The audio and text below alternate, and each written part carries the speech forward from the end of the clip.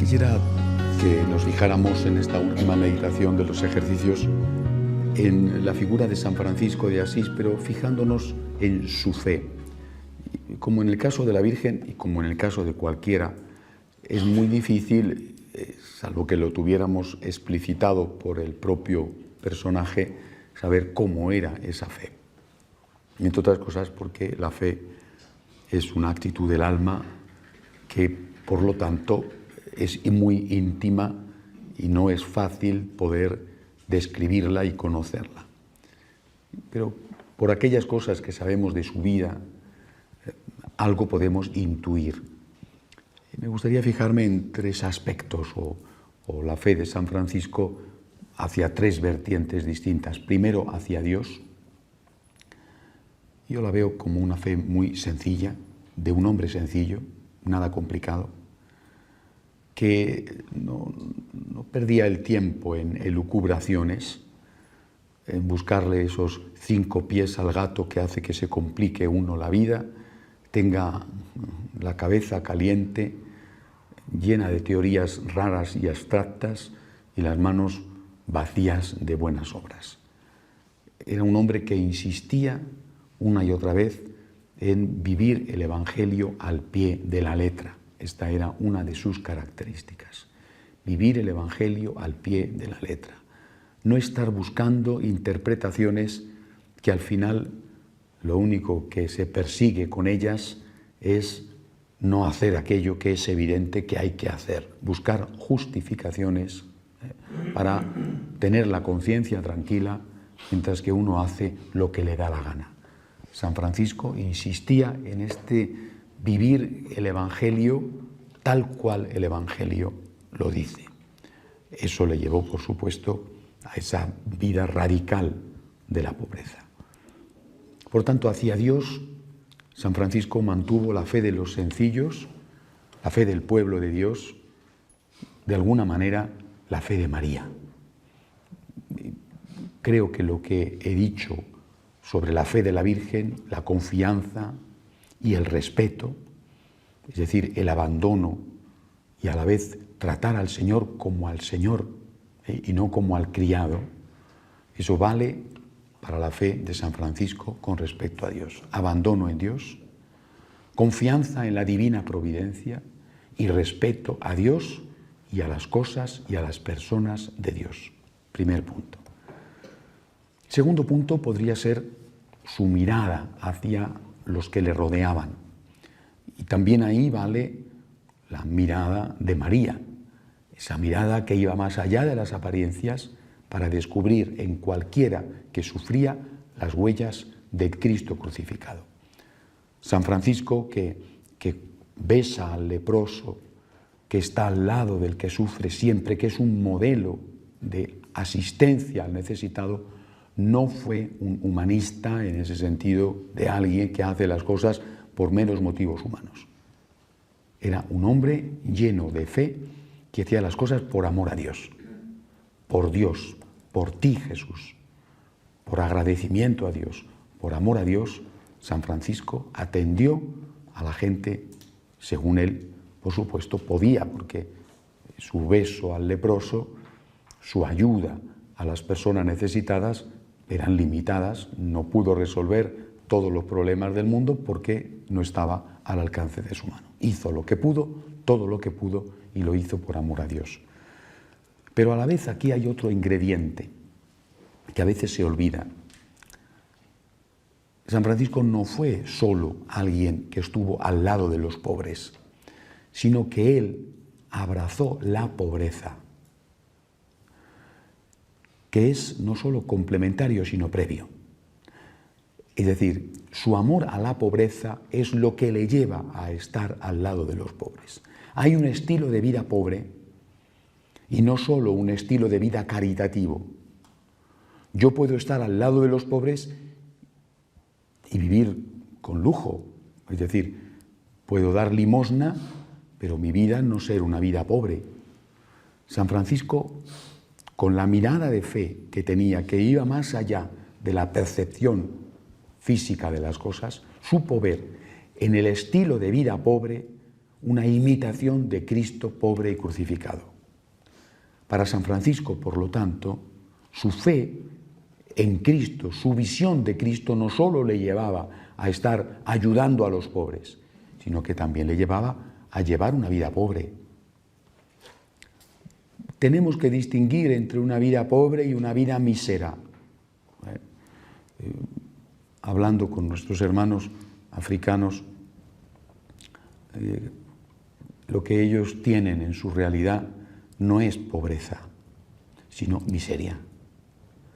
No creo yo que la miseria sea voluntad de Dios. En la pobreza hay una dignidad.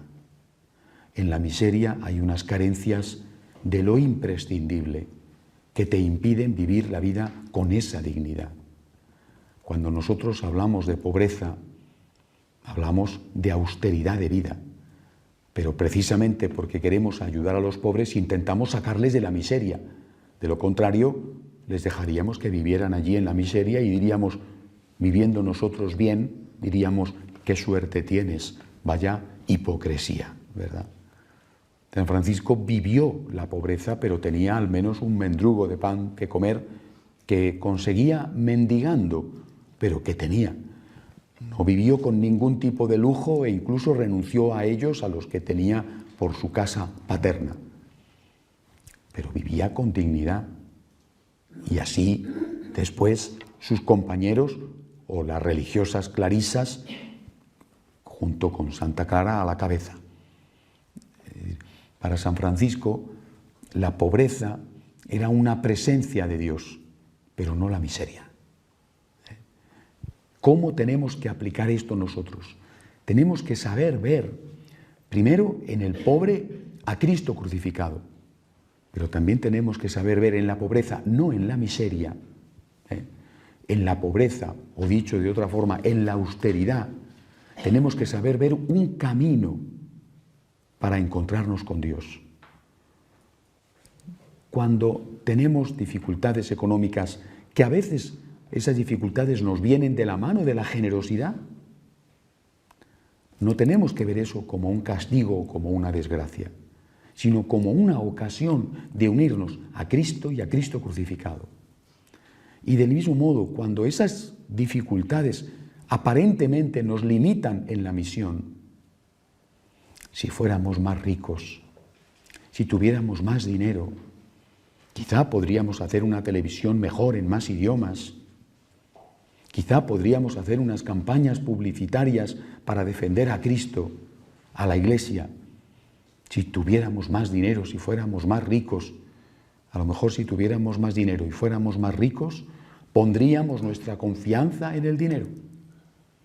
Mientras que así, gozosamente, ponemos nuestra confianza en Dios. Cuando me preguntan qué medios tenemos y si poseemos colegios, en fin, si tenemos abundancia económica para llevar adelante grandes obras, yo respondo siempre, nosotros somos pobres gracias a Dios. No somos desgraciadamente pobres, sino afortunadamente pobres. No míseros. Gracias a Dios somos pobres, no míseros, es decir, tenemos para comer. Algo tenemos, pero poco. Y esto no es una desgracia, sino una bendición. Esta es la mirada de fe de San Francisco. Lo suficiente, pero no más. Porque si tuviéramos más, quizá lo emplearíamos para bien, pero al final probablemente lo terminaríamos por emplear para mal. Esa mirada de fe que ve en las dificultades económicas no un obstáculo, sino una bendición, nos tiene que acompañar siempre. Somos pobres gracias a Dios, no míseros, pobres, austeros, gracias a Dios, gracias a Dios. No olvidéis nunca esta frase de Tagore, que podía haber sido perfectamente una frase de San Francisco si el pobre San Francisco hubiera hecho frases. Algunas hizo, alguna poesía bellísima, pero no era un hombre de hacer muchas frases, era un hombre de hacer muchos actos. Pero esta frase de Tagore vale: ponle a un pájaro oro en las alas y le impedirás volar. Muchas veces te da la sensación de que esta iglesia tiene mucho oro en las alas y que quizá por eso vuela muy poco. Los apóstoles no tenían dinero y evangelizaron. No tenían medios, pero tenían un corazón ardiente, evangelizaron. Si nosotros creemos que son los medios los que van a ayudarnos a evangelizar, es que no tenemos la mirada ni de los apóstoles ni de San Francisco.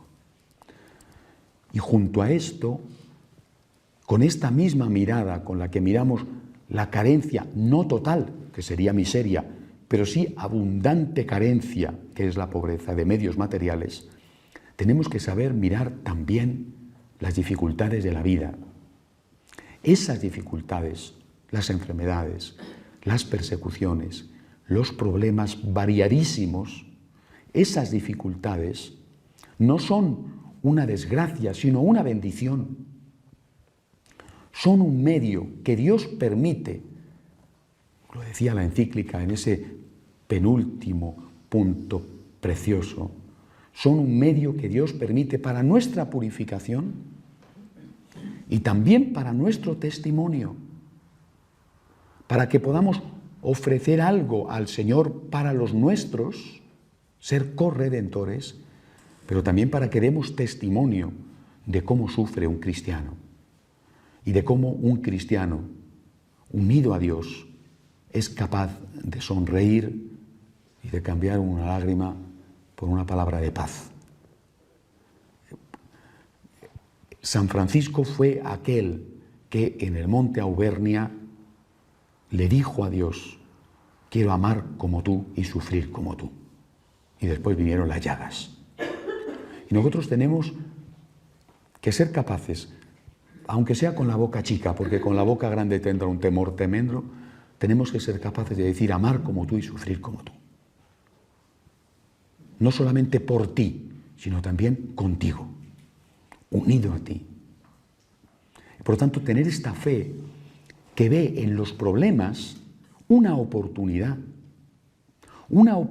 de purificación, una oportunidad mística, es decir, de unión con el Señor, de comunión con el Señor, de participación en la vida espiritual de Cristo, y una oportunidad también para ofrecerle al Señor y que eso sea una gasolina que haga llevar nuestro automóvil a una velocidad superior y nos ayude a evangelizar.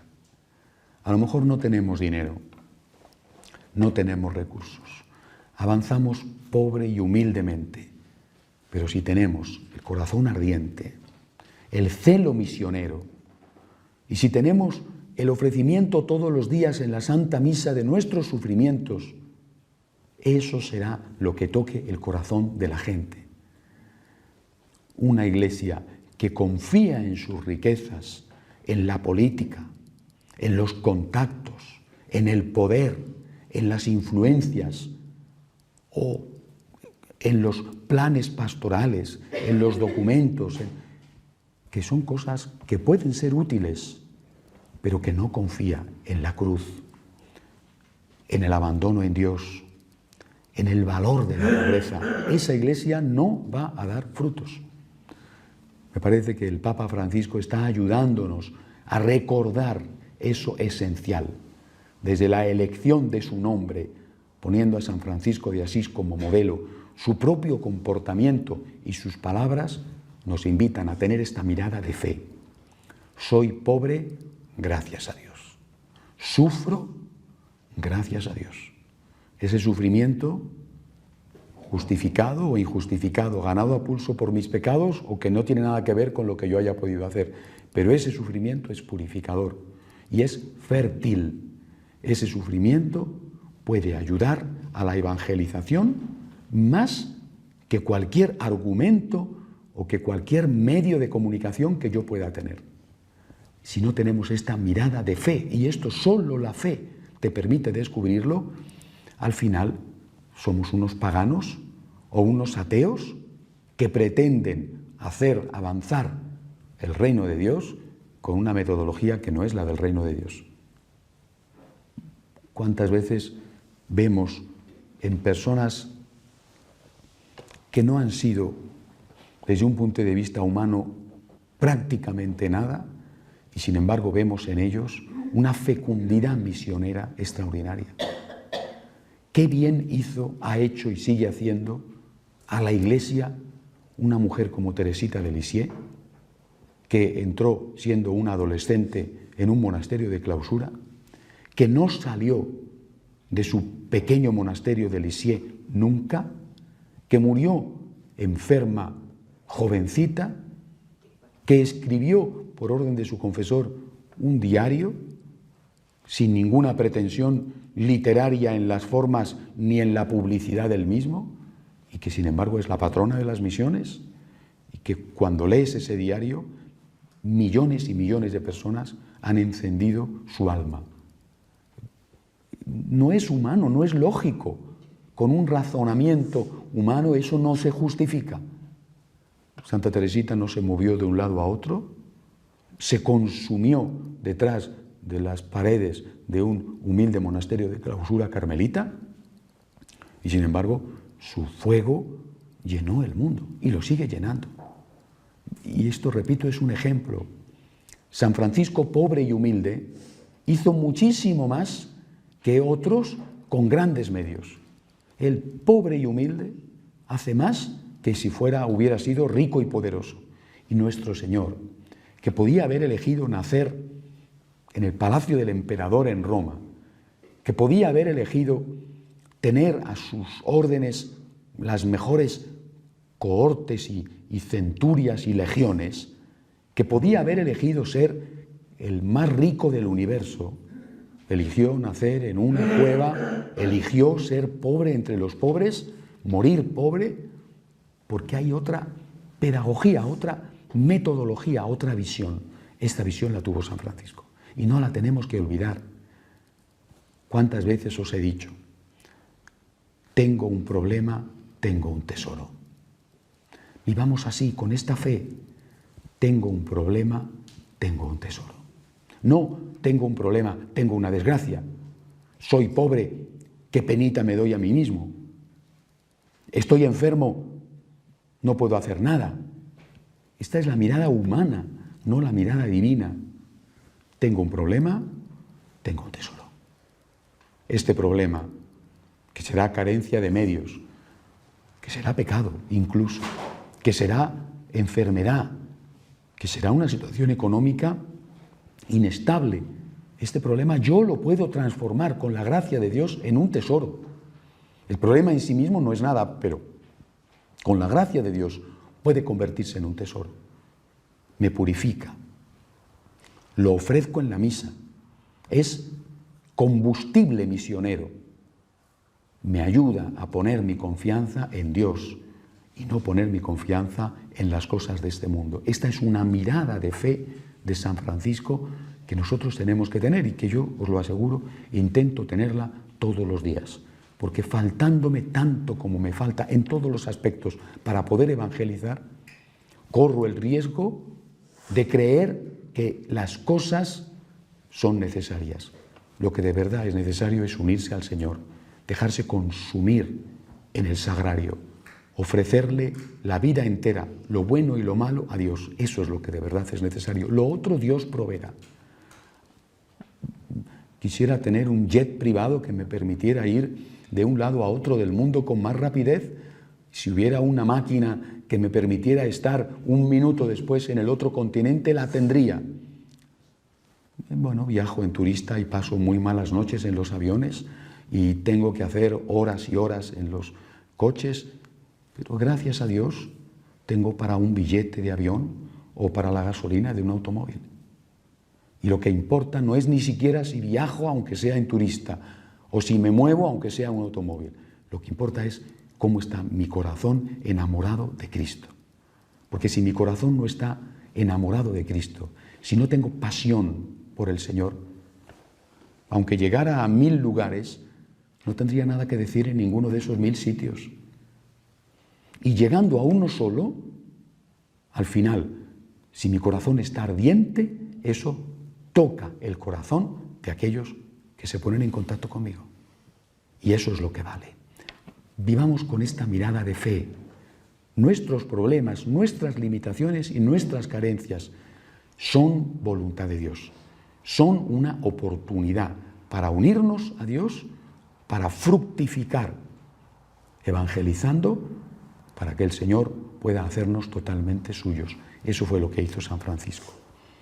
La última mirada de fe de San Francisco hacia la Iglesia. Creo que es especialmente importante decirlo en este momento de escándalos. El otro día uno de los muchachos que van a entrar en el postulantado en México escribía un correo, me decía: ¿ha sabido usted lo del último escándalo del Vaticano? Y yo le preguntaba, ¿cuál de ellos?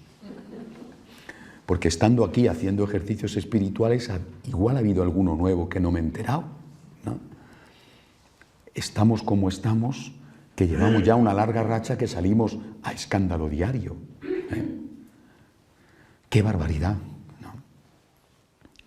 Él me contestaba hablándome de uno que yo ya conocía y ya le decía, este ya lo sé, ¿no? Es decir, él se ha enterado por los medios de comunicación, yo me había enterado antes de que los medios de comunicación lo contaran. En esta hora de la historia nos viene muy bien recordar la fe de San Francisco en la Iglesia. Aquella anécdota de la que ya os he hablado decenas de veces, pero que una y otra vez tenemos que evocar y tenemos que contar. Cuando San Francisco, acompañado por Fray León, llegan a aquella aldea cuyo párroco estaba amancebado viviendo con una mujer, que eso no se oculta en ningún lugar. En una aldea ya me contaréis cómo se oculta, por lo tanto era de dominio público. En aquel contexto en el cual los herejes valdenses, albigenses decían que no había consagración y que por lo tanto no había presencia de Cristo en la Eucaristía, ni había boda, ni había sacramento de la confesión si el sacerdote no era santo. Y es después la Iglesia que dice no. El sacramento se produce al margen de la santidad del sacerdote. Pero en aquel momento, con los herejes diciendo no hay misa si el sacerdote no es santo, ese pueblo de Dios sencillo estaba no solo escandalizado, sino preocupado de saber si cuando iban a confesarse se les perdonaban los pecados, si los matrimonios que hacían eran verdaderos, si los bautismos que hacía ese cura eran auténticos. Buscan al cura pecador y lo arrojan a los pies de San Francisco. Era ya entonces San Francisco el santo, esa era su fama.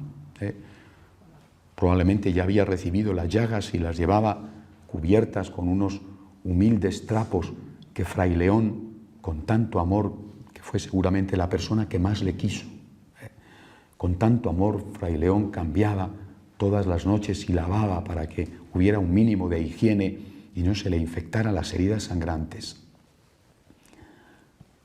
Traen a aquel pobre hombre, lo echan a sus pies, pensando quizá que San Francisco iba a hacer un anatema y le iba a decir las 1000 maldiciones. Y para su sorpresa, San Francisco se puso de rodillas delante de él y cogió las manos de aquel hombre pecadoras y las besó, él que era un auténtico santo, el otro Cristo, él que llevaba en sus manos las huellas de la cruz, él que había dicho en el monte Auvernia, quiero morir y sufrir como tú y amar como tú. Y porque había dicho quiero amar como tú, él coge esas manos de pecador y las besa. Y dice, y son palabras que no debemos olvidar, estas manos consagran. Eso después la Iglesia lo reconoció como un dogma. Ya antes San Francisco lo había dicho. Estas manos pecadoras, estas manos consagran. Y yo no quiero saber otra cosa. Esta tiene que ser nuestra mirada a la Iglesia de hoy. Aquel, el otro, el de más allá, que ocupaba ese cargo importante, fíjate qué vida llevaba, fíjate su corrupción en el campo del sexo, o su corrupción en el campo económico. Fíjate, escándalos, problemas, sí, pero estas manos consagran y yo no quiero saber otra cosa.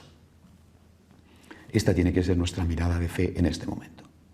No podemos decir que amamos a la Iglesia si no amamos a esta Iglesia.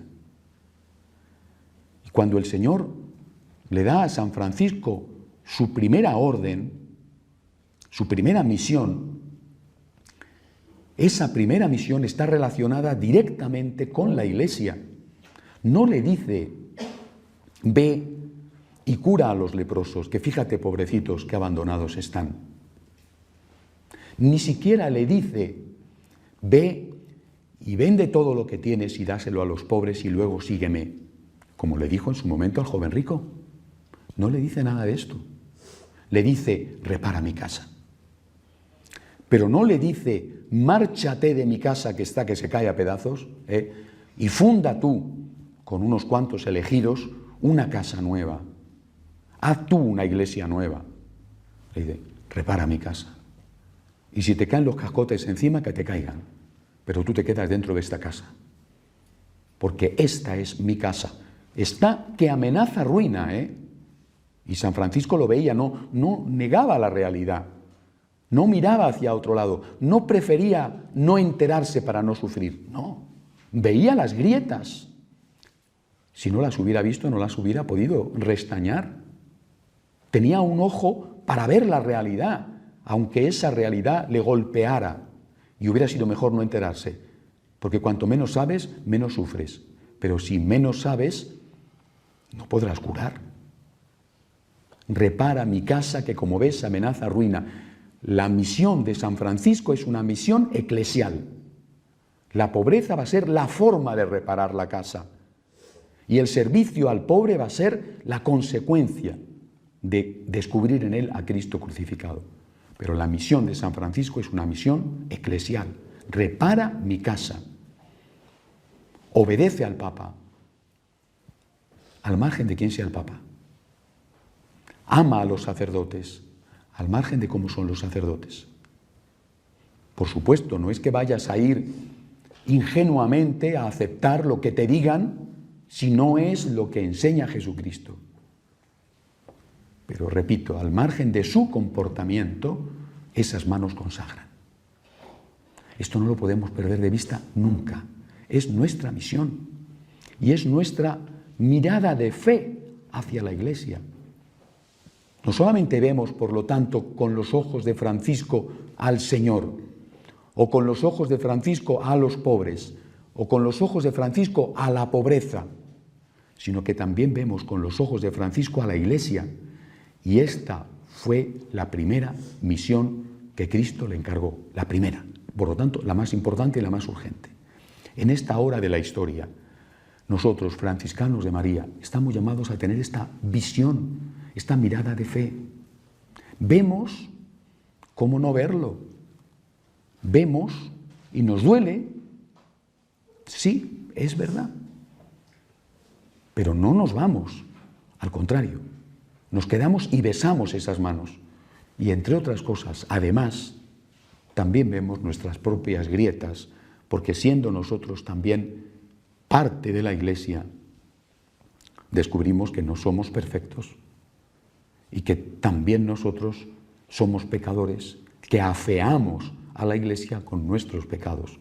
Por tanto, no nos convertimos en unos hipócritas, como es esta sociedad, que avanza hacia la justificación de la pederastia, avanza hacia ella, por ejemplo, reduciendo cada vez más la edad de consentimiento en el sexo, promocionando la pornografía, no la pornografía pederasta, ciertamente, pero al final, promocionando la pornografía, estás haciendo que algunas personas no sepan encontrar un límite en la barrera de los 18 o de los 16 años, porque estás excitando en ellos unos deseos que algunos no los canalizan hacia determinadas edades, sino que los van a canalizar, por lo que sea, hacia otras prohibidas. Es una sociedad hipócrita. Pues bien, nosotros lo que tenemos que hacer es condenar el pecado, pero no condenar al pecador. Y si nos encontramos con los escándalos dentro de la Iglesia, repito, decimos, esto está mal, pero esta persona es un sacerdote no bendigo lo que hace, no tolero lo que hace, no soy cómplice con lo que hace, pero esta persona es un sacerdote. Y la misión que tenemos es mirar la realidad de la Iglesia con los ojos con que los miró San Francisco. Besar esas manos y decir, estas manos consagran y yo no quiero saber nada más. Estamos llamados hoy, ahora, en este contexto tan difícil, en un año en el cual un Papa ha dimitido, en esta hora de la Iglesia tan difícil, tan crucial, estamos llamados a quedarnos en la Iglesia, a amar a esta Iglesia, a luchar por esta Iglesia, a defender a esta Iglesia. Estamos llamados a colaborar con el Santo Padre Francisco en reparar una Iglesia que amenaza ruina. No estamos llamados a marcharnos como unos hipócritas que piensan que ellos no tienen pecados. Lo que estamos llamados a decir, esta es mi madre, esta es mi Iglesia, aquí me quedo, voy a hacer todo lo posible, empezando por quitar los pecados que yo tengo, que también contribuyen a deformar el rostro de esta Iglesia. No nos escandalicemos, por lo tanto, por los pecados de los demás, procuremos escandalizarnos más bien por nuestros propios pecados y hagamos todo lo posible para que esta Iglesia sea cada vez la mejor. Si nosotros somos capaces de tener la fe de María y la fe de Francisco, el celo misionero de los apóstoles, estaremos haciendo aquello que en esta hora de la historia la Iglesia necesita y para lo cual el Espíritu Santo nos ha hecho nacer. Vayamos, por lo tanto, a evangelizar con esta mirada de fe de María y con esta mirada de fe de San Francisco. Hacemos un momento de oración en silencio.